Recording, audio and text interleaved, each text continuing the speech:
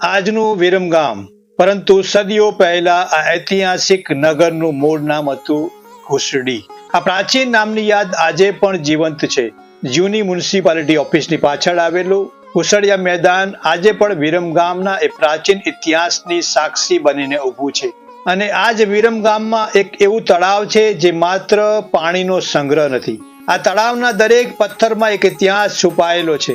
કહેવાય છે કે ક્યારેક એક સાથે 520 દેરીઓમાં ઘંટનાદ ગુંજતો હતો. આ છે વિરમગામનું ઐતિહાસિક મુનસર તળાવ. વિક્રમ સંવત 1280 અને 1295ના તામ્રપત્રોમાં પણ ઘુસડી ગામનો ઉલ્લેખ જોવા મળે છે. કહેવાય છે કે ઘોસા નામની નદીના કિનારે આ વસાહત વિકસી હતી.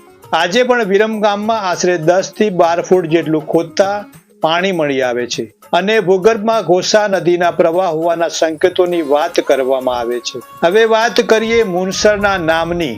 લોકવાયકા મુજબ વિરમદેવ વાઘેલા કુળના રાણક હતા અને તેમણે અહીં વિશાળ તળાવ બંધાવ્યું હોવાની પરંપરા મળે છે. પરંતુ મુનસર બન્યું તે પહેલા પણ એક સરોવર હતું જે મુનિઓની સર તરીકે ઓળખવામાં આવતું. પછી મિનળદેવી સાથે જોડાતા તે મિનળસર તરીકે ઓળખાયું.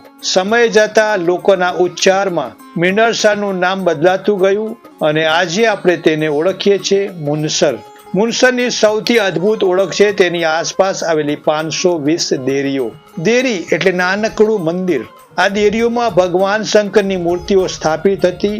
સાથે ભગવાન વિષ્ણુ અને બ્રહ્માની ઉપાસના પણ નિશાન જોવા મળે છે. કહેવાય છે સાંજની આરતી સમયે આ દેરીઓમાંથી એક સાથે ઘંટનાદ ગુંજતો. જરા કલ્પના કરો, સાંજનો સમય, મુનસરનું શાંત પાણી અને ચારેય તરફ ગુંજતો સેંકડો ઘંટનો અવાજ. કદાચ એ જ હશે મુનસરની સૌથી સુંદર ઓળખ. મુનસરની આસપાસ આજે પણ અનેક પ્રાચીન સ્થાપત્યો જોવા મળે છે. દક્ષિણ કિનારે આવેલા મંદિરોમાં લોકમાનસમાં સાસુ વહુના ઓરડા તરીકે પ્રખ્યાત છે અને તેની સામે આવેલા મંદિરોને બાપ દીકરાની હાટડી તરીકે ઓળખવામાં આવે છે. પથ્થરો પરની કોતરણી, મંદિરોની રચના અને પ્રાચીન શિખરો, આ બધું વિરમગામના ભવ્ય ભૂતકાળની સાક્ષી આપે છે. લગભગ 1600 ફૂટ લાંબુ અને 800 ફૂટ પહોળું મુનસર તળાવ પોતાના વિશાળ આકાર માટે પણ વિશેષ છે.